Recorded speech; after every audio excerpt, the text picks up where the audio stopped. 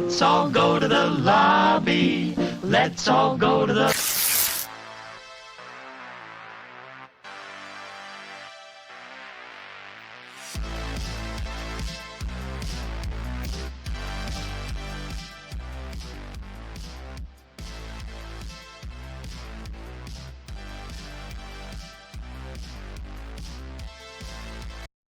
Hey everybody, welcome back to the podcast. Hey Lil, what episode is this? None of your business, Billy, because you don't let me dub, and you can dub, so why don't you tell them, Billy? This episode is going to be the Insidious Chapter 2 episode. Yes, it Isn't that a safe answer, huh? Yeah. What episode is it, Billy? What episode? So if you guys notice, I've been editing episodes out of order, and I know it's been ticking Rob off. But I promise you, everything will be just as rain. Right now, if for frame of reference, I'm editing Scream 2, and I've been noticing that, like, hey, we filmed this, oh my god, 7 weeks ago. I have to speed this up, so...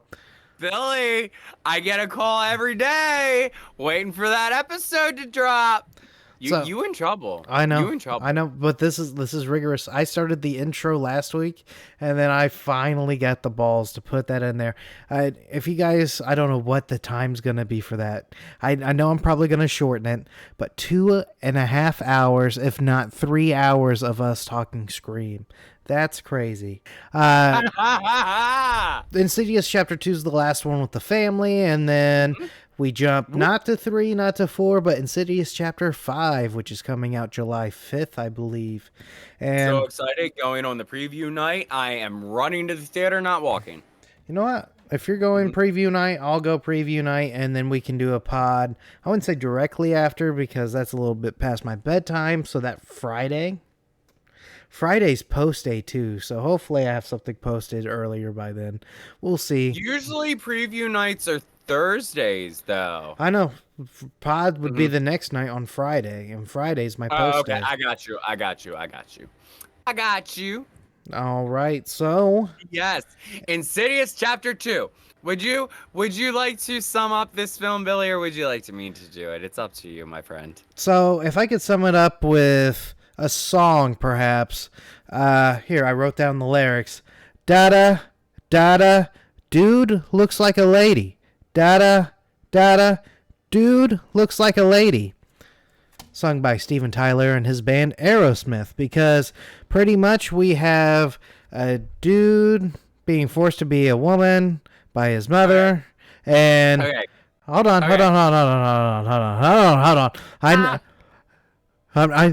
We're not talking about the podcast. We know that you're a woman. I'm not saying transphobic stuff. I'm aware of this. I was going to defend your little speech here, Billy. I wasn't going to interrupt you because it was inappropriate. Oh, we're going to talk about Parker and his mommy issues, but the thing is, Parker broke the chain.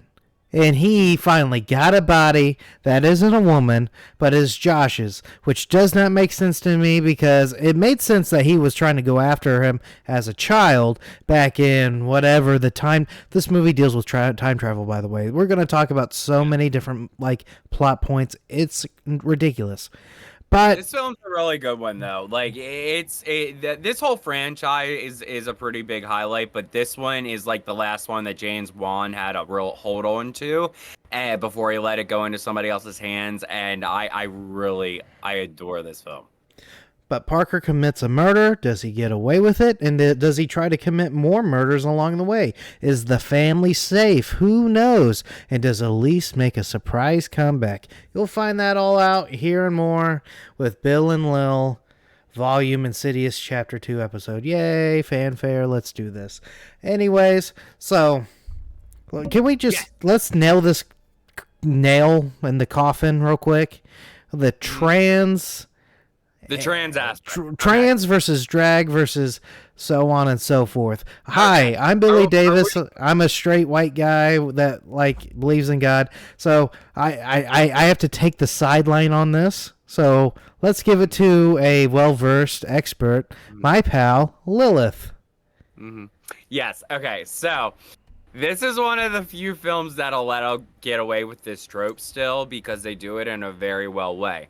However, guys, gals, and non-binary pals, keep in mind the character in this film is not a trans woman. They are not transgender. If anything at all in the trans spectrum, they are a transvestite. What does that mean? A transgender woman feels that they are a woman.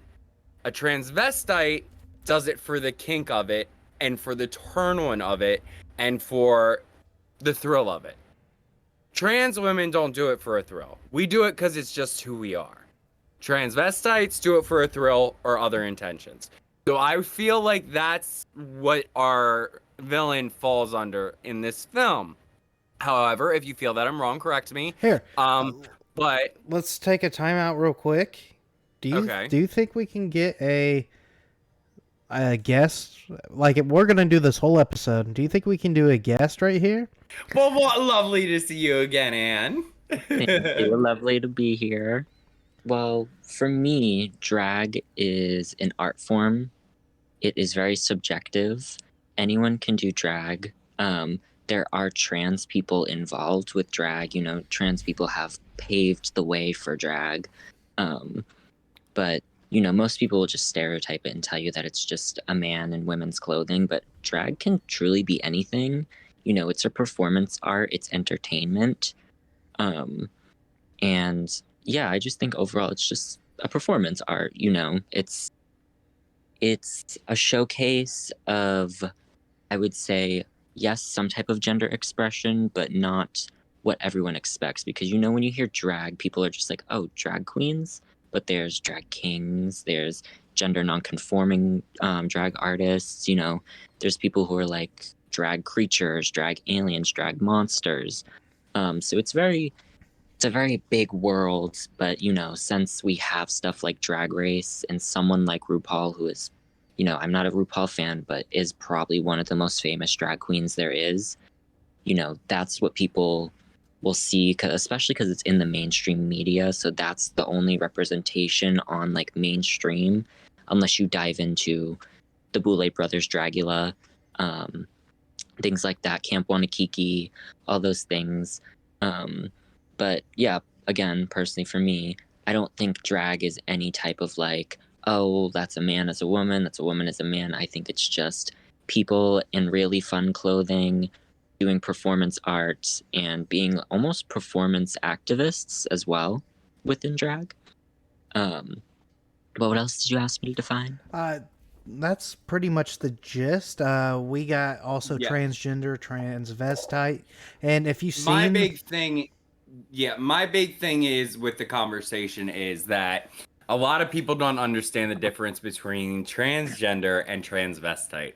The difference between actually feeling that you're a different gender and being somebody that gets the kink out of being a different gender. Yeah. And Billy's a little confused about this. Well, I personally this is just my opinion that I said. So if your opinion differs, go ahead. I'm gonna shut up. And this is your one your other time thing to shine. is I didn't say in the podcast is, isn't there a kink all around for it? Like, if you didn't enjoy it, then why would you want to? Well, see, the thing is, I fight against that because the majority of men that want to be with me consider me a kink. And they don't consider me somebody to take home to mom. Majority of men are closeted as well, though. There's like not a big open-ended thing for... A lot of it comes from, with what you'll see with trans people is that, you know, men like that will fetishize them and see them as objects. But for, you know, transvestite, from what I gain from it, and like, you know, I could be completely oblivious to it, but I personally, for me, and what I've heard from it is that's more cross-dresser, like, you know, man in women's clothing. And then being someone who is transgender, I would say that is someone who, when born, they were born in the wrong body, and they know that mentally and that physically they should be in the other gender or whatever they would like to identify as, and make the effort and transition in their own life and change things in their own life. But with cross-dressers and things like that, they can just take it all off and live their everyday life as a man. But Yes. with trans people, they're either living as a trans woman, trans man, non-binary person, and I think that's where I think a lot of people think that transvestite and transgender are the same thing, so they throw it into the same boat, and that's where fetishization comes in and plays a big role. Yeah. The And go ahead, Billy. the main reason why I would say would be the same thing is the first time I got exposed to that, there was a lady who was having a hell of a time being her. She went both ways and was just a joy to be around. And that was Tim Curry's performance in Rocky Horror. I was just about to bring that up. I was going to say that. Keep in mind, "Sweet Transvestite" is one of the main songs in that film. That's not a transgender individual. Well, that's where I got transvestite. transvestite. Nobody ever uses transvestite anymore. It's always transgender. So is It's that because that's what, in my opinion at least, that's what Tim Curry was in that film. He did it for the thrill of it and the kink of it, and just like, here I am, and I do enjoy it. It's not they're doing it just for, they do it because they enjoy it. They enjoy it, they like it, they like the whatever it be, the attention or Well, they're aliens too. They are aliens. Yeah, there are people that consider themselves aliens. Jeffree Star, like, when people ask him, he says he's an alien all the time. It's because he considers himself a male. He has, just like RuPaul, as you said, Billy, they both have very controversial opinions. And see, the thing is, when you have these two big names as like our main like source of knowledge, it kind of like gets a little blurred. Is there any queer icons you guys or gals look up to? That would kind of set the record straight, because it's sad because we should have one right off the bat, and we don't. I feel like T.S. Madison, Sasha Colby, I'm blanking. Even like people in my personal life, like my sister is like someone that I get a lot of that from. There's a lot of content creators on TikTok as well that are trans women.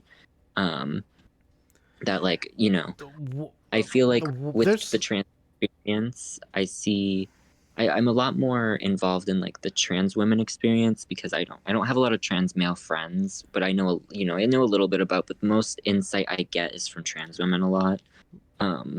So those are like the most I have the most insight on, I would say. So I don't look into personal lives or shit like that. When it comes to TikTok, like, you do you, and that's who I follow. I used to like really watch, before they went on RuPaul's Drag Race, Sugar and Spice, or Sugar and Spice. They were drag performers. But I swear they also talked about making a change. Do you know anything about them? I just know of them. I don't know if they're transitioning. I don't know anything about that. Sounds good. So my issue is, like, when it comes to background, I hate when Insidious Chapter 2 does shit like that kind of bumps back. Like, it reinforces a stereotype that you guys don't want to be a part of. But on the same flip of the coin, I'm the type of person that doesn't give a fuck what you're trying to be, as long as you're a good human being, Yeah. It shouldn't really matter, right? Isn't that the goal? Yeah. I say with Insidious 2, I think they could have kept the concept still that it's, a man dressing as a woman, but I think they just decided to add the whole trauma aspect of like mother forcing it upon the child. But that's not the first time we saw something like that. I mean, I can talk about Sleepaway Camp too. Yeah. Sleepaway Camp also. We actually talk about Sleepaway Camp in this episode. We do. I love Sleepaway Camp. I think Sleepaway Camp does a little bit of like a better job with what Insidious was trying to do. I think I said something along those lines as well. It's like Insidious 2 is, because it is a very good film, I allow it to get away with what it did. But if it was a bad film, I would not have, because I hate the trope because there's so many people that are going to come into this film that don't know what transgender, transvestite, or the difference between, or drag at that matter, is. And they're like, oh, that's a transgender person. That's how it happens. So they're going to think we're all sick individuals somehow. So, as much as I don't like the narrative, I feel like this is a good film. They did it in a proper way to where they showed that it was forced upon him by his mother, you know. But what are your opinions on it, Anne? I think the concept of Parker Crane, that's his name, right? Hmm. I think the concept of him being this older man who dresses up in women's clothing and murders women, I think that still could have worked in the aspect of childhood trauma from his mother, but I don't think it needed the aspect of like being forced to be a girl growing up. I think it still could have been like his his love for killing women came from that trauma from his mother, and it's they still could have kept in like the abuse and all that stuff just without having the forcefulness of the transness upon the child, because when you see stuff like that, that's what Republicans try and describe, like the leave the children alone, like that's what they think is Mhm. happening, but in reality none of us are like running up to children throwing a wig at them like that's Nope. not your name, like, and all Yep. that stuff. And it happens in not even just horror. It's a lot of the time where trans people are used as a con for villainization. Even in Ace Ventura: Pet Detective, the woman who Yep. stole the dolphin in that movie is a trans woman, and they kind of violate her at the end with showing some parts of her. And Um, all disgusted, of course, and it's a yeah, big da da da da da. Yeah, a lot of trans people do not like that film. Same with Mrs. Doubtfire. That's getting some fire in these previous years, Mrs. yeah, Doubtfire, because the way the kids reacted when they found out yeah, what was going on. But go ahead, Ann. yeah. Same with, I actually adore this movie, White Chicks. I think White Chicks is hilarious. Mm, Um, I think that movie's hilarious, but so funny. there. I'm sure there's aspects of it where people could look at it and be like, Hmm. that's a little like there. There's the whole part where they're in the store and they're going up the staircase and the kids are looking under their skirts and they see Yeah. say some stuff. But I definitely think in a lot of mainstream media and movies and like that, transness has been used as a con to make some type of like sick but at an end of the butt joke or overall villainization of trans people. Yep. 110%. Sounds good. That's perfect. That's all I really needed. That kind of clears things up. I'm excited that you came on and I had fun. I love your room, by the way. I'm on a mini Yeah. vacay right now, so I have so much space. I love it. I'm loving the Dead by Daylight in the back. Yeah, it's the collector's edition board game. Yeah, I'm loving I've it. I've literally not got to play it once because not a single person in my life will come over Bring and it. play it with Bring it when you me. come up. I 110% will because half the shit's still in the packaging in that thing, and it has every character because it's collector's edition. Oh, I'm excited. Amazing. Yes. But yeah, and it was so cool to see it again. I Um, love your shirt, by the way, too. Yep. Thank you. Thank you. Yeah, that actually helped a lot. I hope people watch this episode. Billy's so scared that we're failing, and I really don't think we are. It's not that. It's just when we start talking about politics and gender and shit like that, a lot of people go to movies for escapism. But Mhm. when the escapism has issues like this that can't really be avoided, it needs to be talked about. And I think my issue as an editor is what really values most. And we put this at the very beginning to nail the hammer in the coffin. So the one thing I would like to stress is don't be offended that there's a skip option because one, I don't want to lose people that are just scared of the thing. So we're going to keep this here so we make sure people that want to stick around and understand they'll understand. But there's people that just they're awkward and sensitive And I think they probably have issues going on in their lives that they just want the escape and just want to talk about movies. And I understand that as well. Uh, so I think I already told you guys this. We are not political charge. We are not religious based. We're not. Nope. We It's an oddity. It's just because this episode revolves around a certain it, character that's like, and that's why we put it first, is because we have to discuss the like elephant in the room. hmm Uh, but Yep. at the same time, I it's just a fine line that I am willing to walk, but I want everybody to know this is an open space. This is a safe space, not only for gays, trans, lesbians, but for like straight people, Christians. Like, there's so much that I think you can get out of our conversations that are, wow, I didn't think about it that way. And honestly, I think that's what sucks about being a Christian the most, is people gun ho believe what the Bible is being preached and what the preacher says is law. If you actually read the book, it doesn't say any shit about gays or like homosexuality and all that shit. If anything, it's talking about not to cheat and not to be like an asshole. But for some reason, I guess all that gets thrown out the window once we see two dudes going at it. I don't get it. But at the same time, I'm seeing the divide on TikTok. Did we talk about this last time? I don't think so.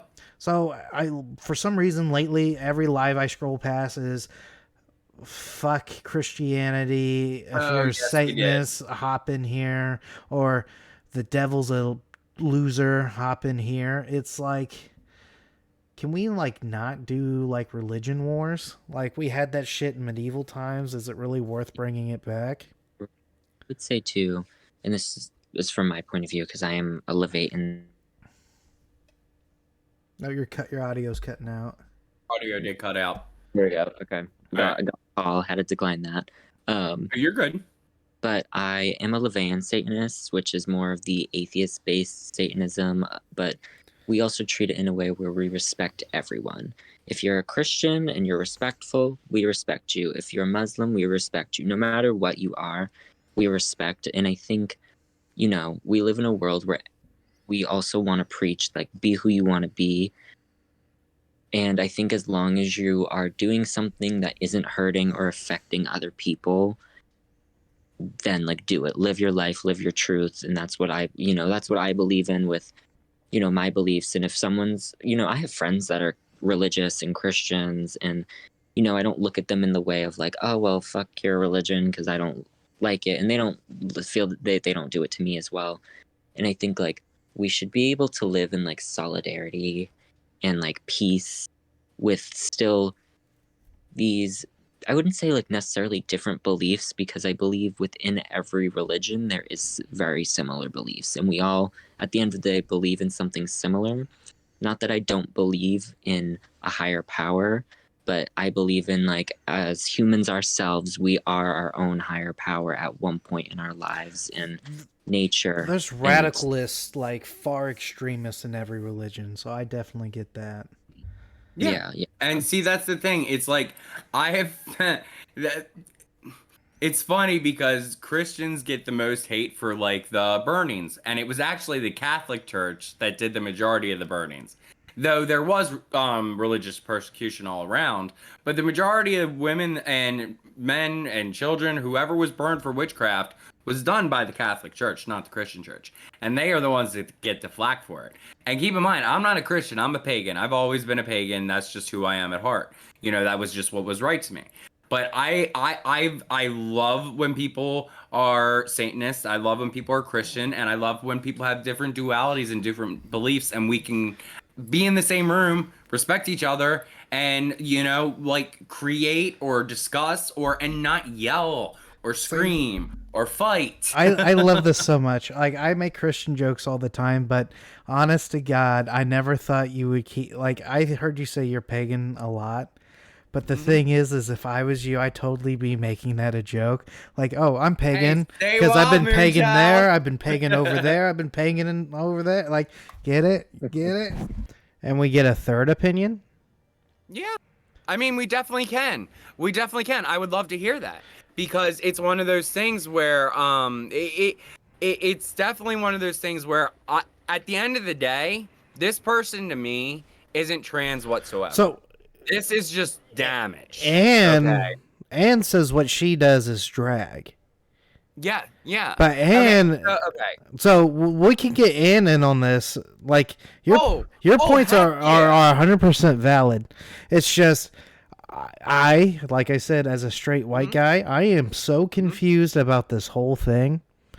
Okay, so the thing about this is, though, in this film... Oh, in this film, I didn't know 100% what that is. It's like, it's what the Republicans are fearing right now. So I get that. Well, see, the thing, in the spectrum of things, you have a trans woman, you have a transvestite, and then you have a non-binary individual, which isn't a person that feels comfortable on the gender spectrum. They go back and forth, or they're a blend of the two, or they feel like they're not neither or. I thought non-binary was a non-descriptive, I am nothing.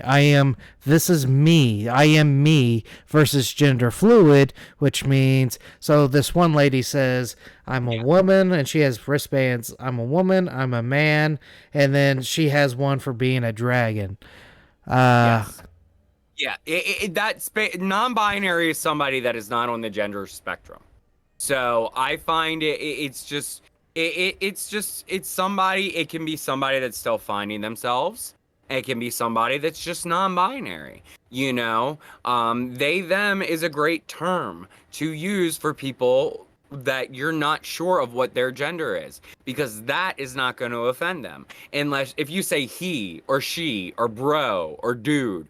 Bro and dude, I get a lot, and those are the ones that irk me. Like bro and dude, I'm like, calm down with your masculinity, my friend. We know you're straight. You're good. But no, it's not a serious thing. I got in trouble for using they at like work. And really? Yeah, you know what was funny? Guess what their pronouns was? What? They, them. I'm like, I'm right? Okay. You know what the issue was? Yes. I didn't ask. Oh. So, can I tell you also one thing about that too? I felt like that individual was in there just to start shit.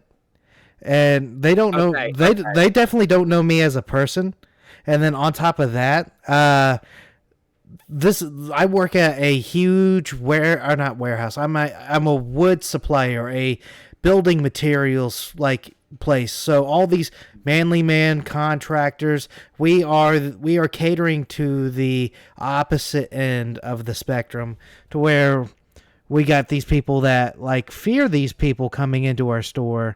Me being me, I just go up, and seriously, I could not tell what gender they were, so I did assume and say they, because I've been practicing, and no, I still get in trouble because I assumed a gender. Okay, PSA for all the girls, gays, they, guys, gals, non-binary pals.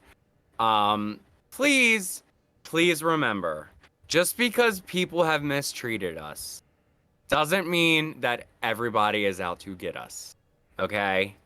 I know it's hard sometimes, but keep in mind, if you are a they, or if you are whatever it may be, and they come to you with the proper pronouns, that is not something to get angry about. If anything, you should be happy that they embraced you for who you were. This is my humble opinion, at least. This is just how I view it. Because anger gets nobody anywhere. If somebody calls me bro or dude, I just let it go because it's just them projecting their own insecurities. Well, it's not anything against me. Also, like, I do that to my wife all the time. She's bro and dude when I get fucking hyped, you know?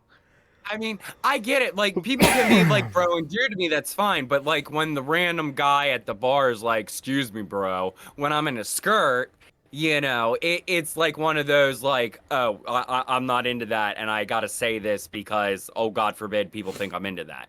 I get that a lot. And keep in mind, I'm older too. I'm not old by any means, but I'm older, and this is something that comes with time. I'm not that. Shut up, Billy. I'm 32. Okay, it's just it's something that comes with time because when you're younger, it's hard. It's easier to get frustrated and just react opposed to come at this situation with clarity and understanding. And all I'm saying with this little PSA for the girls, gays, theys, guys, gals, non-binary pals is please come to people humbly. I know you're abused and you're bruised. I am too. And there's certain times where people I want to go off.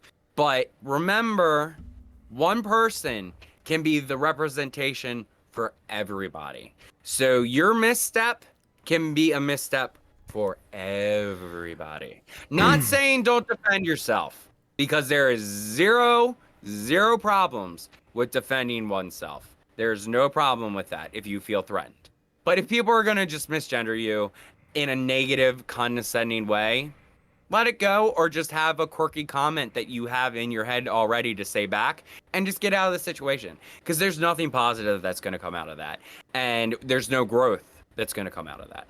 But go ahead, Billy. I can go on about this for a long time. On the flip side, I am here to talk about straight pride, so I'm just kidding. We're gonna like beep, like cut to something else.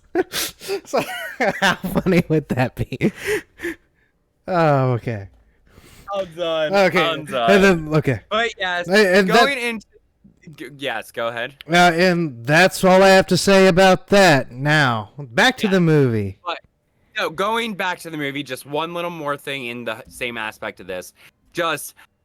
This is one of the few films that I let get away with this trope because it's a well-made film.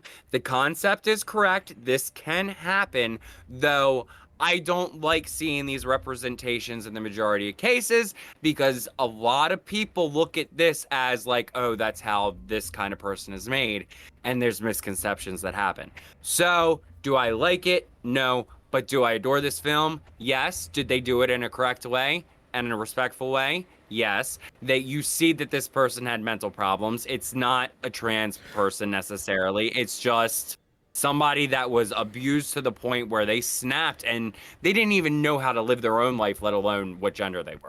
Well, I know we'll get more into it. We'll get more into it because there's a conversation with the little. There's kid. so much conversations we have this on a deeper level because Parker ended up taking his own life, not only because of being forced to do that, but all the crimes he was forced to commit. And the way he took his life, or what he did, to land him in the hospital before he took his life, was another thing, like going into the whole conversation. Well, but yeah, that's another issue that is hard to talk about, especially for men in general. So there we go. We talked about the difference between trans. Let's get down to men's mental health because that's an issue that is not taken serious. That's true though. That's 110% true. And just because you need to be proactive in your community doesn't mean there's another community out there that needs to be proactive and needs help. Our soldiers need help. Majority of straight men that are like, just saying the majority. I'm not saying that that's right. I'm just saying the majority of our soldiers are straight men, or at least they say they're straight, and they're tortured, and just regular men on a daily basis. Well, majority of straight men don't emotionally dissolve to other men or their women. They keep it inside. A lot of people don't know the battles that they're going through, and the thing is I'm not gonna play victim cards, but the thing is if we keep overlooking the issue, more bad things are gonna happen to the people we care about. And the thing is like, everybody's hurting, but why are we fighting? So there should be no issue. There should be no reasons to getting yelled at. This movie kind of hammers on that topic, even though it does your side wrongly, and it barely talks about mine. Everybody's just looking for a second chance. And this is basically what this movie's kind of about. Yeah. They're just kind of going at it the wrong way. What would you do if you got a second chance in some sort of way, kind of thing? Like on Josh's end at least, because like with the time travel aspect, because if it wasn't for himself, he would have never got out of this. But So if we're um, gonna jump into the movie, so this is where yeah, let's go to this beginning stop scene 'cause it's taking one of me my serious because this is Josh in the other dimension we're talking about, right? Yeah. So Josh in the other dimension, for some reason, he goes and visits his kid self. He has so many things that he could be doing, sending messages in so many different ways. Instead of stopping him from like going away and try to fight Parker, he basically. I don't know what he does. There's time travel in this. Time travel is not really explained. It's bogus. It's bullcrap. But the thing is, thrown in there, but it was done well though. I think in the connection standpoint. My favorite scene though. So this is gonna be not chronological for me at least because I seen this movie when we were supposed to do episode 1. Episode 1 was a total botched failure because. Do you remember we did episode 1 and then we were about to start episode 2? Episode 1 completely deleted off. So now I have a second monitor. I'm monitoring the widget that tells me the recording time and if it's working properly. On top of that, it's just this is a huge mess and I'm trying to fix my messes. We're all good, my friend. The people that love us are gonna love us and the haters are gonna hate. But Josh does this scene. Okay. It's so dumb, but I love it so much because the way he acts with other Josh. Okay. So the piano starts playing the chords to the song she made for him in the first movie. She goes down. Oh, you're really jumping ahead. I am really jumping ahead because this is so dumb. She goes downstairs and she's like, hey, they're playing our song. And then Josh is like, oh, what song is that? Like what the fuck? Like, we should be worried about a song right now. Well, that's her tell that it's not really Josh. Two things. Let me point out two things real quick before you could talk away. First thing, Josh could have done 1,000 other things, and I already mentioned that, so we can jump to the second thing. Second thing, Parker has been stalking Josh pretty much his whole life. How has he not heard that? Because she's been playing it all day, every day for like practicing. Parker heard the song. So Parker just to be like losing it. He was fooling the family for the longest time. Just for Parker to go, what that's awful. The thing is she was vibing with him, like she knows that wasn't really Josh, but she was still sleeping in bed with him, was doing the things with him. Bro, no, no, seriously, no. What do you mean no? No. If you have that much tension, like, and you think your husband might be this murderous, crazy biatch. There ain't no way in hell. Oh, she still sleeps with him. She's still sleeping next to him. No. Oh, honey, I'm sorry I fell asleep watching a movie. Oh, honey, I'm sorry I fell asleep reading a book. Oh, honey, I just fell asleep downstairs. Well, there's many excuses to you. That's not where the line is. You know where the line is? If you don't know my song. If you don't know my song, I'm leaving. That's pretty much what she did. She's like, I don't know him anymore. And it's like, okay, you knew that from the beginning. You knew that in the middle. It just took okay, motherfucker offended you for the song, and you're like, I'm out. I hate his bitch ass. Okay, now that Billy got this out, I love it. Can we please talk about the opening because it's one of my favorite scenes? I mean, the opening was the ending to the last movie. Well, technically. Oh, hold on. Yeah, we got the time, all the way. Yeah, go ahead. Yes. Okay. So, how this film opens is with the mother's house, essentially, but we're back in the 70s, I believe. And you see a young Lynn Shay, another actress. Forgive me for not knowing her name, or Louise in the film. You see Elise, right? Elise. I'm sorry, that was a slip of the tongue. I'm sorry. Elise in the film. And we see her going up to this house. And then we see Josh's mom, but she's very young, and it's Elise's first time meeting the family. So we meet another psychic. He's he's not really psychic necessarily. He uses dice to commune with the dead. He called her because he doesn't know what to do with this. He thinks it's so severe. But this whole opening scene is dubbed by Lin Shaye, and oh my God. Like, because this whole time looking at this, I'm trying to figure out, was this dubbed or was this lipped? And I didn't know until I looked it up. That's how well this dubbing is done by our wonderful So, are you telling queen, me Lynn. that the actress did not speak? She did not. She did. She spoke those lines. She didn't lip sync. That's my point. She spoke those lines on screen. But Lynn, the actress for say it her name again. Elise. I'm just trying to. Elise, thank you. I keep trying to say Louise. I'm sorry. Elise, the actress for Louise, she dubbed that whole opening.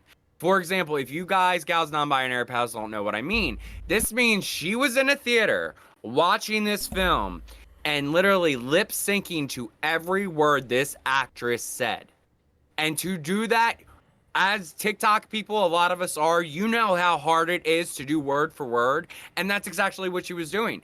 She would have headphones on like Billy. She would be looking at a giant theater projector, and she would be listening to what this actress is saying in her ears and wording it herself as the film plays. And for it to match up as well as it did, and how effective it is for the actress that played that young her, and for her as an actress just doing this dub, it ups the level for this intro for me, because it's uncanny. Every second is just on the mark. And if you don't believe me, from what I understand, there are foreign trailers out there that use the voice of this young actress instead of the dub. And this is how we found out that the actress to Luis Louis. Oh God, Tom, Okay, please. from here on out, it's Luis. If you Look, no. if you don't like Luis, then you can get out. I'm sorry. No, it's my tongue. I'm sorry. It's some names. I'm sorry. Elise. Luis. Luis. It's like in First Wives Club. Okay, sorry guys, gals, non-binary pals. I got it. But no, it's just for both of the actresses' standpoints, it's just a great moment for each of them, I think. I think it's very respectable. Not to mention James Wan at his greatest with the colors. So the style house. I thought it was the actress playing her the whole time. I thought she had like a perfect impression.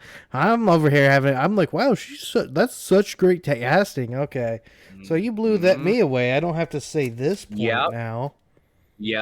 Yep, and I just recently found this out looking this up, and it just makes me adore that scene even more, because this woman that plays Elise is like an icon in our horror community, as we know. She was in Nightmare on Elm Street, even if for a small part as a professor. She's been in horror since Insidious because she loves us. She loves the genre, and she loves us as fans. So I respect her. I think she's great at what she does. I think this scene is beautiful because we come in, she notices something's definitely going on with Josh, and he's a young boy at this point. And he basically, it leads into the fact where we're sitting down, the mother's there, Elise is there, the other psychic essentially is there filming this whole ordeal, and we're trying to communicate with what's going on in the situation. So while Josh is in the dream state, something happens to where he points somewhere, he walks and he points somewhere and he talks to somebody. And after Elise sees the danger here, she suppresses Josh's ability to cast into the further. And this is how the beginning starts. And then we fade into Josh's wife getting interrogated by the police, because apparently Josh just killed somebody, according to the police. Well, what ticks me off is how quickly the murders drop. Like, all right, like they do that one thing and like, all right, yeah, we cleared them. It's all good. And I'm like, really? Come on. I get it. I do like how this film did not, like, do what a lot of horror franchises do and make us go through like a sequel and then a prequel. It kind of gave us both at the same time, but in a very good way without it being confusing or too much. Because like for Godfather, for example, it went backwards and that or forwards and then backwards and all these things. Like, and it's okay when films do that, but if you can pull off like a prequel sequel that are combined, I think that speaks highly for the Also, film. Stepfather did that too. Did they? Did they? Because I've only seen the first No, Stepfather. my stepfather. Jesus. Oh. They went my forwards and backwards. He knows so many different ways. Anyways, Undead. I'm thinking of the horror movie, like Stepdad or whatever. oh, it it's was called. it was scary. I won't lie. I can't with you, Bill. I'm so dead. Eddie Herzls. We're being interrogated. Crap's going down. Well, so many different Josh is things. in jail. So many different things happen, and the thing. Okay, first let's talk about this. Yes. The first Insidious movie was a genre starter for haunted house. It set the standard. This movie was the La La Land of horror movies. So Josh's old house kind of felt like Psycho's house. You're going to see a lot of Psycho references. You're going to see Blair Witch, Paranormal. You're going to see The Shining. You're going to see so many great iconic horror movies all in this one movie. And the way it's done is so well. Like, I swear, Josh, Patrick Wilson channels Nicolas Cage in some of the scenes. No. Oh, No. sorry. No. Jack I was Nicholson. gonna agree with you Jack until Nicholson. you said that. I don't know. Patrick Wilson's performance is outstanding in this film. That's There's a why he part channels Jack Nicholson and Okay, Nicolas Cage. I agree with that. I will agree with that. Like his performance of Josh under possession of this entity is spot on. It's terrifying, and he just does so good. For example, after this interrogation, we finally find out after the mother gets a bunch of jump scares and finds out that That scene it's not was over. so annoying. It's not over. Well, it's happening again. the thing and is I will agree that some of the scares in this one aren't as effective as the first. Go ahead, Billy. Everything's just so damn convenient. It is. Like, It is. there's no inconvenience. There's no, like, oh, what if? Like, the only time something is inconvenient is when the plot wants it to be and it's setting up for a grander ending.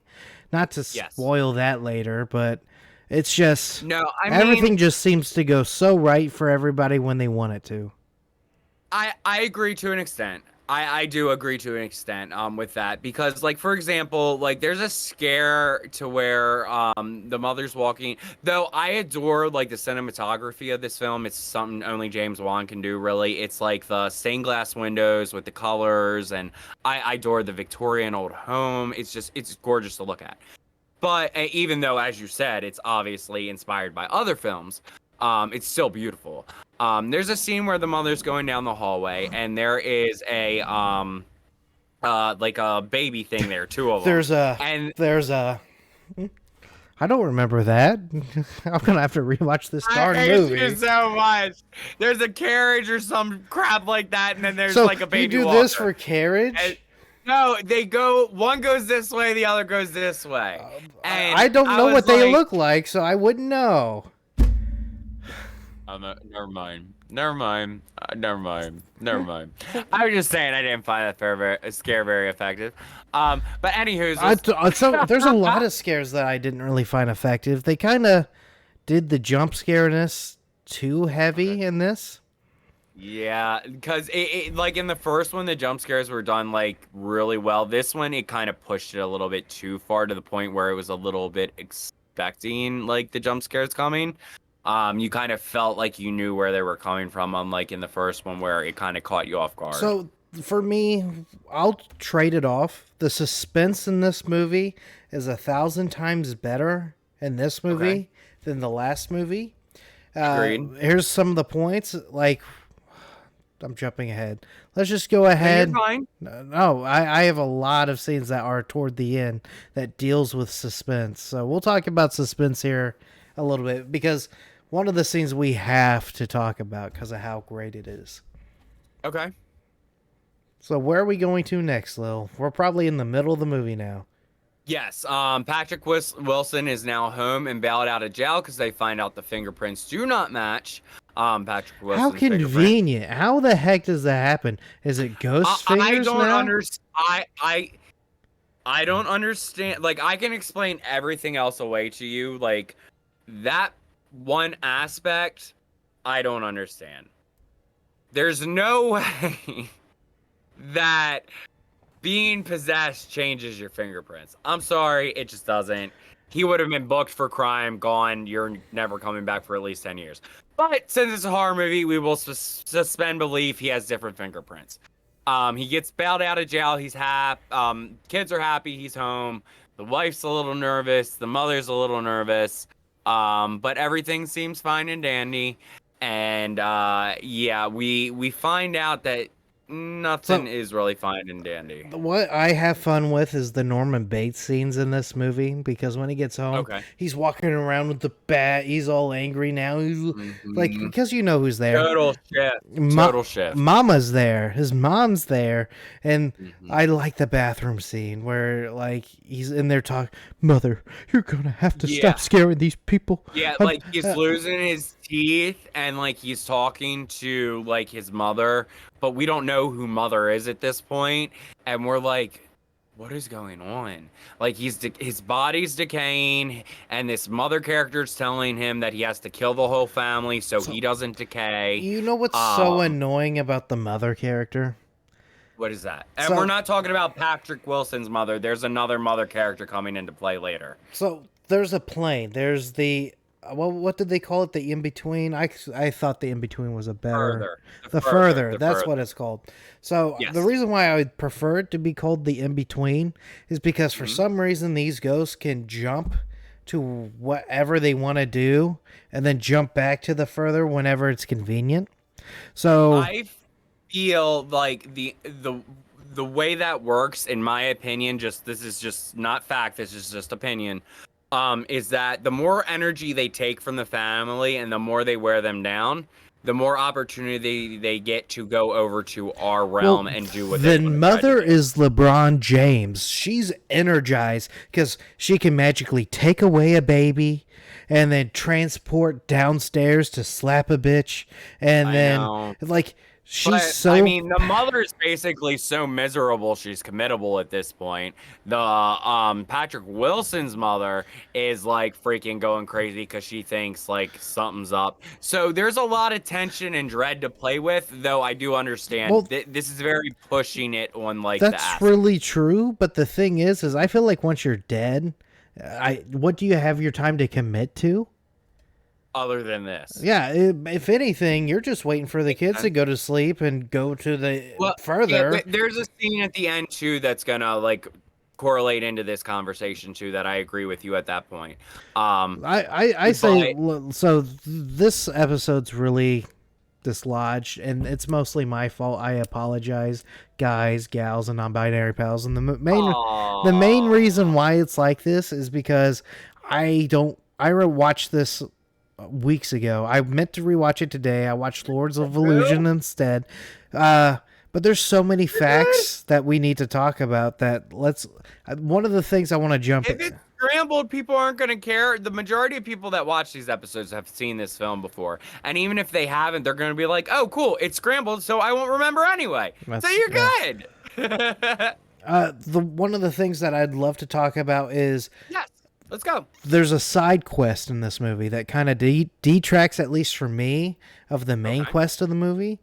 And you're learning about Parker's backstory and how he didn't really have a childhood, how mom was forcing him to do things. It makes sense why Parker went to haunt the nurse's kid, like she was helping take care of. But the thing is he's trying to make a claim, get his childhood back, being a part of a loving family. Why the freak does he go into middle-aged Josh, who probably has 15, 20 more years left when you could get Dalton, who's seriously free reign for a while. You could have got that anytime, and you could have lived out a childhood life. In fact, the parents are so focused on other stuff that I doubt that they would tell that Dalton isn't Dalton anymore. That's true. That is very true. Like I agree. I don't think there's any me arguing that point because it would make 10 times more sense for this individual. We're not gonna say he, she, whatever. I'm just gonna say individual. To go after Dalton because they were a predator to begin with in the first place. Though, Hold on. I will give you. Was Parker a predator? No, like in the sense that like he So the he was reason he ended up in ICU is he castrated himself. So there was an aspect there of like him not wanting to sexually abuse his victims. So I'm assuming, yes, he was a predator because I don't see him castrating himself unless he just sexually abused his victims. Most of his victims was because Mama made him, you know? Well, true. Like there is the aspect too. Like he's trying to be the part. Castration makes you more of the part that his mother's trying to push. And but I heard yeah. in the hospital, though, like he was living on the edge. Yeah. I'm just kidding. Yeah. Like Get it? And see, why do I feed into you? I don't know. Yeah, yeah. I trust you too much, Billy. I know. I hate you. Can we talk about You and Me for a second? And by that I mean Specs. Oh hell yeah! I was hoping we would talk about because Specs and Billy. Well, going through this movie chronologically is kind of hard because everybody has, like, we're watching three different stories. We have Josh, Parker, and his mom. Basically, they're doing their thing. What's her name? The mom, Dalton's mom. Dalton's mom. Josh's wife. Josh's wife. Elise, right? No, oh God, Elise. Really? Yeah. Really? I have Elise, it here. I have it in my notes. Come on, I have it Internet's right great. here. Renee, it's Renee. I have it right here. Yeah, that makes sense. It's Renee. Come on, Lilith. She's doing her bit. Specs and the old dude are doing their bit, and so there's three different stories going on. Let's talk about Specs, Fatty, and the old man. That should be a movie. Specs, Fatty, and the old man. I hate that you call him Fatty because I call you him, and you stop. And I'm a fatty. No self-degrading on our podcast. We are body positive. Okay, you are beautiful at any size, and you cannot convince me otherwise. I went to McDonald's. This is not a joke. This is not a lie. They're like, "Hey, you look like the birthday boy." I'm like, "Who's the birthday boy? It's not my birthday." They're like, "No, Grimace." I'm like, "The big fat ugly purple dude." They're like, "Yeah, ha, ha, ha, ha." I was wearing a purple polo for work. I'm like, I needed that. Laughing. Thank you, McDonald's employee. No, nothing's worse than getting roasted by a McDonald's employee. I am zen. So I am not. I'd much rather have self-degrade than McDonald's employee degrade, because that's the worst feeling in the world. I am not laughing at this. You will not crack me, Billy.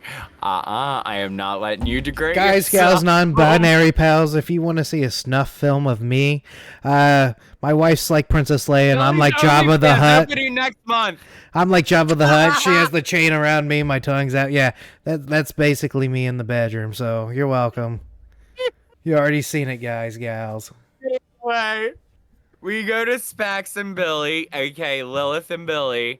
They're going to Elise's house because Elise has just passed, and they're basically her only ones, as the film basically shows us. And they go to her house just to look at her things, Go through and her panties and make sure everything's in line. they're processing the death, okay? Because they were very close, as we find in the next two installments. They were very close. They were like family. So as Billy's typical fashion, he's like, "Oh, what's this door? Let's go through it." And Lilith's like, "Don't do that." And Billy does it anyway. So we find Elise's reading room, which brings up a mannequin in the corner with her beautifully glorious grotesque gas mask. It's basically like a psychic reading room. It's very creepy but very cool and new agey. Um, and then Billy stumbles into a dark room against my will. The And VHS room, baby. The XXX room. And the thing is like, they're like, yes. oh boy, what's this Oh. one? Let's pop this. You know, they're secretly hoping like Elise was a freak or something. No, it's boring old Josh videos. But wait, but you want to go into convenience. conveniences. Yeah. You want to be into conveniences? We're going to run into a room of VHSs that's basically a blockbuster of a room. I know. And the first tape we pick up is the tape we need. I know, it's ridiculous. No, I would have liked a scene to where it would have been like 2 hours later they find the actual tape they need and not the first one they pick up. I would But at will least give them. two other tapes of scary paranormal stuff would have been great. Like they pop one in, one name's Brandy, and she's going through stuff, and they're like, "Oh, that's scary." They go they just go down. I agree. That would be cool. I agree. It would have been really cool to see more of that because I really like that old VHS style and the grindhouseness of it. Because they find a tape. It's I will give them this though, because Elise was probably reviewing the files before she died of the original visit. So I will give them that. It would have been right there. But it is convenient that the first tape they pick up that would be that one. So they put in the VHS, and basically you see the beginning of the film. But they pick up on something we didn't see in the beginning in the background. And they zoom in and they find out that there is this aberration or admiration of Josh now age behind Josh as a kid. And they're like, what is going on? So we go into that. After that, they find the grandmother. Or go ahead, Billy. Is there anything else you want to discuss before we get to that? No, I'm so hyped right now because everything that comes next when they go to the hospital. Oh, that is a great part.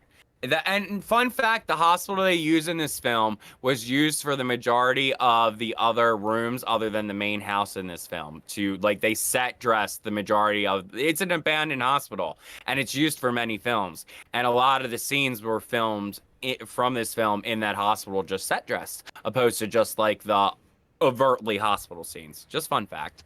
But no, the Bill and Lil basically go find the grandma and say, hey, something's going on here. We need to figure out who it is, what's going on. Because at this point, there was tension at the main house with Josh, the family. Why would they go to the mom, Josh's mom? They go Josh's mom. I was setting you up. You know why they go to Josh's mom? Why? She used to work there. She knows the place. She knows where to find the files. Yes. I'm forgetting that aspect. I'm sorry. I apologize. But no, yes, Josh's mom is also because Josh, we have a scene in between this is where we see the tension between Josh. There's this scene where Josh is just like in a door frame and just the look on his face. And I'm like, Patrick, you are a brilliant actor just with that face alone, because that face and like oh, I'm so happy, but like everything about him like screams serial killer that right there, and it's just in his acting and it's just so good. But like the mother is seeing apparitions as well. She knows it's not over. But Patrick Wilson, aka the villain right now, who he's being possessed by, is like, stop, you're going to scare my family. So he's trying to suppress everybody going crazy before he gets what he wants, essentially Patrick Wilson's body or Josh's body. Well, And he's slowly cracking because his mother's in his head saying, "You have to kill them, you have to kill them." But he wants the family for some reason, so he's avoiding killing the family. that's pretty much the whole part with him is the internal Mm-hmm. dilemma, the conflict. The Mm-hmm. bigger issue that I stumble upon is the length of time we get to figure out what we need to do to get Josh back. Because we spend a Yeah. lot of time in that hospital that turns into Parker's room, that turns into this, and then we have, so this is where homages come in. We got Mm-hmm. Paranormal Activity / Blair Witch with the handheld camera. You're switching up POVs on me. On top of that, Yeah. I believe at Parker's house, room, or whatever, you see the Paranormal Activity 2 art painting. Not the actual like movie poster or anything, but there's a painting in that movie that's in the Correlates with background, the film. and it's Yep. scary. It just, so there's a lot of things that is going on there, but this is a big love you to everything that has came out over the past few years, and Yes. 110%. there's a lot of jump scares, a lot of things that need to get the ball rolling in order Yes. to get back to the house. And when we get back to the house, what happens? Are we talking about after the hospital? Yes, because they're in a van, they're coming up with a plan, and they have a safe word. Well, you're Because jumping a little bit ahead. We're kind of like going past the reasoning behind of why Josh is possessed if we jump past the hospital. But we can jump into that if you want to. okay, what's the reason why he's possessed? Okay, so it's not necessarily the reason, well, but you get the backstory at the hospital. So we find out our villain is not a female like we think the whole entire time. This is actually because the mother of Josh's mother worked in ICU. She was a doctor. And one of her patients, when Josh was visiting one day, went crazy on Josh. And he was there for castrating himself. And it turns out he has a list of all these kills on his end. And he would dress up as a woman in black, essentially, a black wedding dress, do the makeup, everything. But we find out which led him to this is basically his mother, after whatever happened to the father in the picture, snapped and refused to have a little boy. So she said, "You're a little girl," literally physically abused, mentally abused, broke him down. He was not a female. He knew he wasn't a female, but she I twisted had and broke him. a trivia fact. Go ahead. Yes, please. What was it? I had it last time, last episode. I know the gist of it, so please fact check me in the comments, whatever I get No, wrong. you're good. One of the first films that deals with issues like this is a campy, cheesy slasher. Can you guess what that is? Oh, yeah, 110%. That's easy. What is it? Sleepaway Camp. Sleepaway Camp. The flashback It's the scene same- has a same similar, storyline. similar setup, and they even have similar dialogue. But I can't Yep. find the dialogue. But if you look at the scenes and how It's bright true, the though. light was with both the scenes, oh, it's so good. True. That correlates 110%, because it was an overbearing crazy lady that was a mother figure or a mother that was like didn't want another boy and they wanted a girl, so they basically broke this child mentally and said, "This is what you're going to be, whether you're that or not." So going after they find out who this person is, what they are, what they're all about, how they've murdered all these women, they're sadistic. They're like, "We need to get home. We need to get them out of Josh. Let's go." So they also have the psychic with them as well, to mention the psychic from when Josh was little. We'll call him he's a gentleman. Dices. Yeah, he uses dice to communicate with the dead. At this point, we're rushing back to the house. He uses it at the house. They barely escape death like 3 times with the whatever falling on top, and like he uses the dice there. So Mama was there with them at that time. Yeah, this is after Josh's wife Renee got like a bitch slapped and knocked out, so she was passed out on the couch Well, for a minute. when she gets her collective, she gathers her kids, goes away with Grandma. They meet somewhere secluded, so the guys could pull up, and come up with a safe word, so you guys can jump out and surprise them. I forget what the safe word was. Billy, What was it? Billy, we had an argument about the safe word in the movie. What How do was you it? not know the safe word that you picked I didn't. I Oh, did I pick it? in the movie? So in real life, it would be I peaches. had a good one, and then you picked it.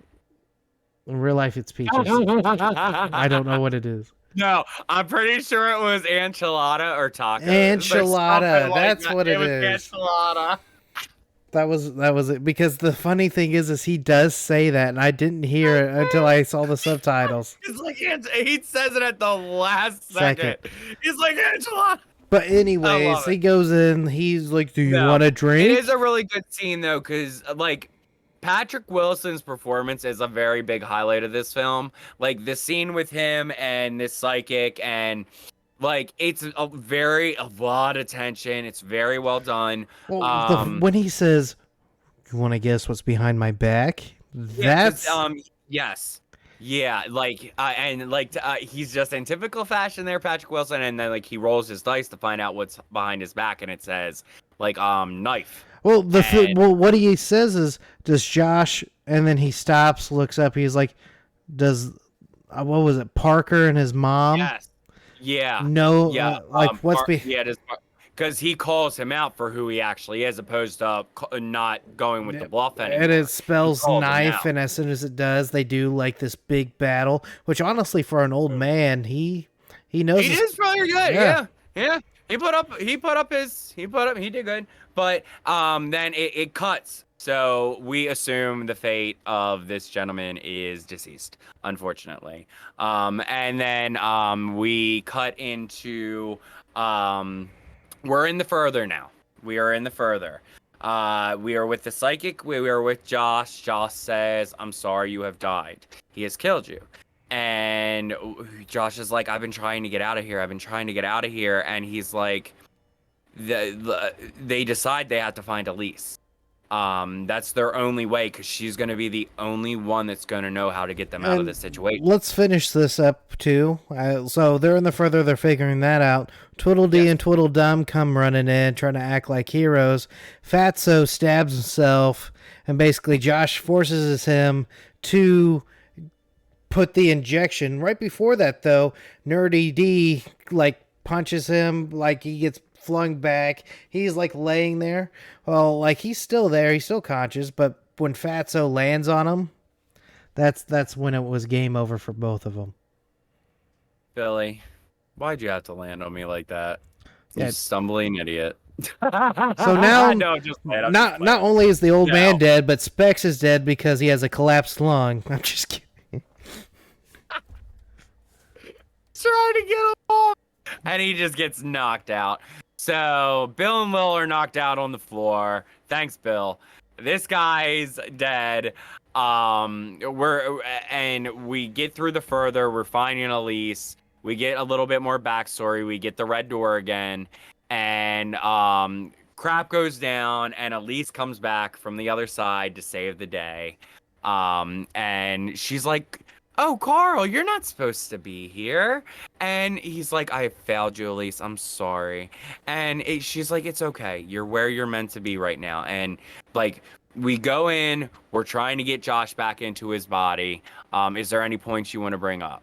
Well, at the same time, fake Josh Parker is waiting for the family. He has a bat, and then he starts. Grandma, Renee, and forgive me, I forget her name off the top of my head, but the grandma and Renee are heading back because they found a way.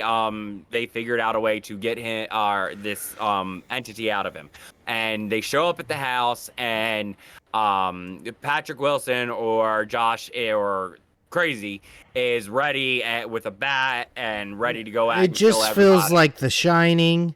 They barely. It does. It's very The Shining-esque. They barely escape with their lives. They go to the basement, and guess who goes into the further in the basement? Okay. Here's something that I need to discuss with you in the audience. Okay, so like we get into this basement, right? And we're locked in the basement. He's trying to break down the door. Dalton's like, "I can go get them, Mom. I can find them. Just let me go into the further." Convincing happens. It happens. But literally, in 0.3 seconds, He goes from laying down and into the further. So that to me kind of is like, it was pushing it a little bit because Have like you there's not learned somebody what this banging. movie's about? Huh? No, but Conveniences. like, it was pushing. No, like there was somebody banging on the door and like people screaming, and it's like, are you really gonna fall asleep in 3 seconds? Though, if it's part of the power to power sleep and go into the further whenever you want, okay, I'll give them that. But I did have an issue with that, how convenient that was. Anyway, Dalton is in the further now, looking for his father and everybody else. There is a showdown within the further with the black dressed villain. And well, actually, it's more of a showdown with the black dressed villain's mother. Mom and Elise. Yeah, and Elise, because Elise and our girl Elise, man, she ain't having it. So Josh gets locked into a room. She convinces the young boy of version of this murderer to let her in the room.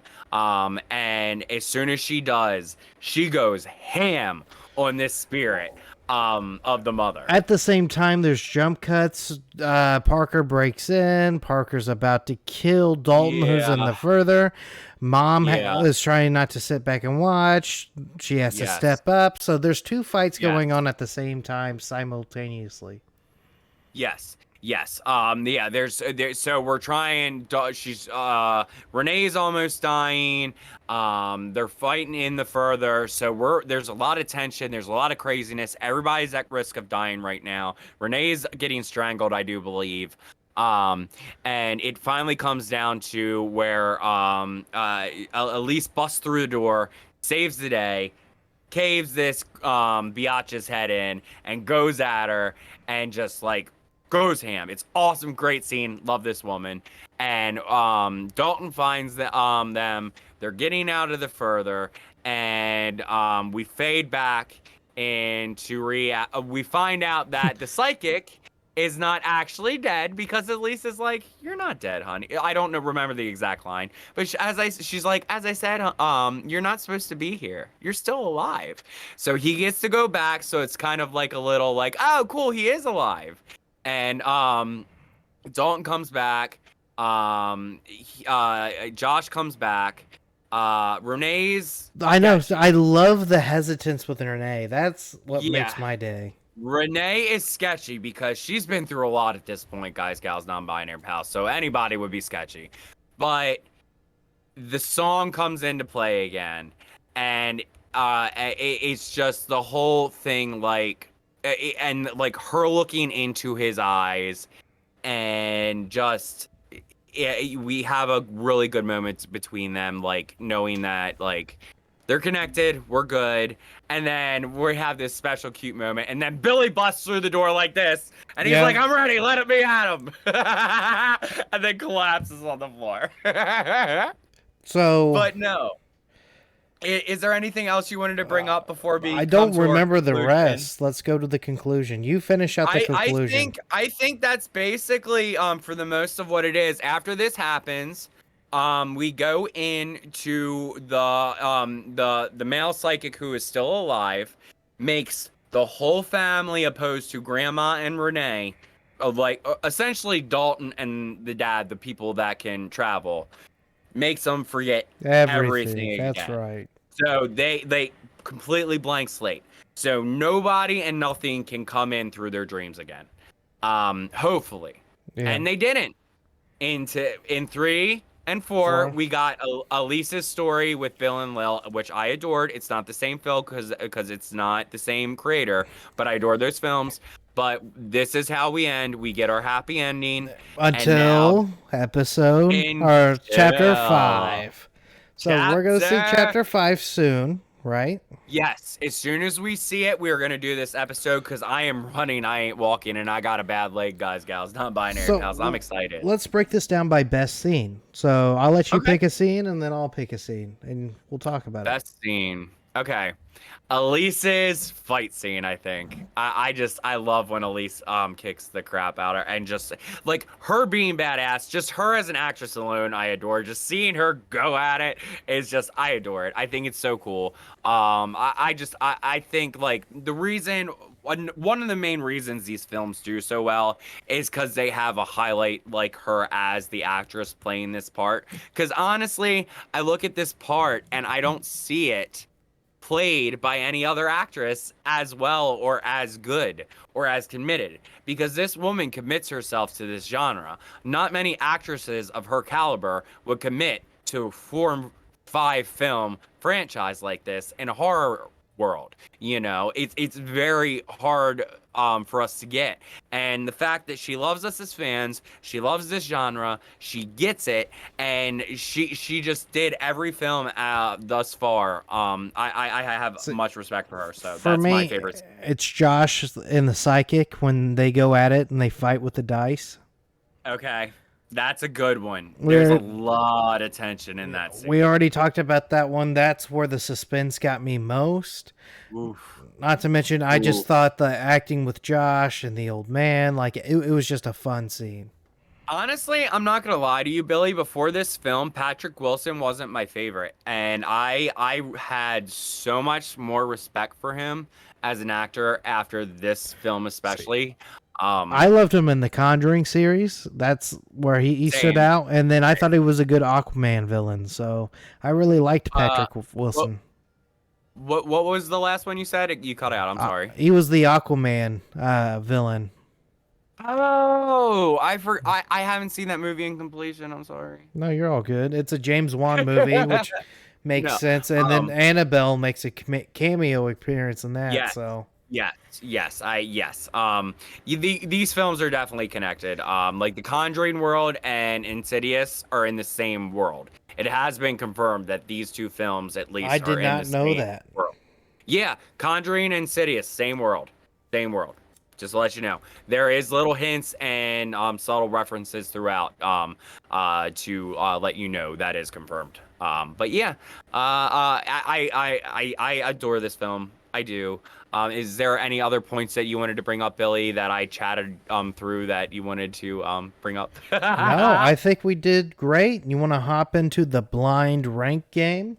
Oh, please. I'm so excited. You got me so nervous and so ready for this one. All Please, right. I beg The you. theme's probably easy to pick out. Oh, rules first, just in case if Oh anybody's a yeah, newbie. you guys are probably brand new, and I totally forgot. Blind rank is where I'm gonna tell Lil a movie title, and without knowing what's next, she has to rank it from 1 to 5. There's a chance that she might bite herself in the ass at the end. So let's just jump. Every time. let's A just jump. chance. Let's just jump into it. The first Mhm. one I'm gonna give you is Carrie, Oh, I hate you. Remake or original? original, OG. Why are you going to do this to me? Oh, boy. That's a really good one, and I want to put it at number 1, but I'm not going to do that to myself. Let's put the original Carrie at 2. 2. We're gonna commit to 2 because that Sissy Spacek was great in that film. All right. Mama. 5. I do don't hate on me because I do love that film. It's just it when it comes to horror films, I don't jump to that one. Evil Dead Rise. Hmm. Hmm. Hmm. Oh, I want to put that at 2. You already It used doesn't to. just. I know. I said. Yeah. I wish I didn't.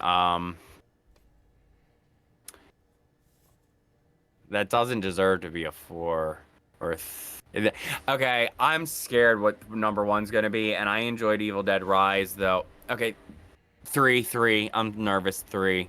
Put it 3. I hate you. Put it 3. Friday the 13th, the original. I have 4, right? Yeah. So right now you only have 3, 2, and 5 used. So you can put that at 4. Yeah, 4. 4. So do you know what the theme is? I don't. I don't. Uh, Because, like, Carrie, Friday the 13th, and Mama. so let's go to this last one. This last one will probably Oh, be a oh, giveaway. I know. I know. Crazy Mothers in Cra- horror. Crazy Mothers in Horror, and the last one is Psycho. Oh, yes, number one. Bingo. Fine, we'll go with it. The number one movie that plays this trope that we've discussed in this episode that I will allow it to go with because it does great. And you know what? I like that list, though. I wish Evil Dead Rise was a little higher up. See, I think that was a pretty fair list. If it was my list, I'd probably Oh, yeah. switch Carrie with Friday. But no. Okay, forgive me just because I adore Friday. I do. And Jason X, I adore Jason X. I adore Freddy versus Jason. It's just not my favorite classic franchise. I know. It's a sin. I don't hate it. It's just not my favorite classic franchise. No, you're all good. That was a great pick. This was a That great was a good episode. one, and I can't believe I guessed it. So that was fun. Hopefully we see you Yeah. guys for the new Insidious movie. Yes, definitely. Oh my god, I'm so excited. I'm dragging my Schedule's knees with been me. really messy, so I guess until next time, I guess you're gonna have Hey. to find out. Hey, guys, gals, non-binary pals, thank you. Thank you for always supporting us. Thank you for the new people, and we will see you in the next one. I'll keep Billy chained, don't you worry.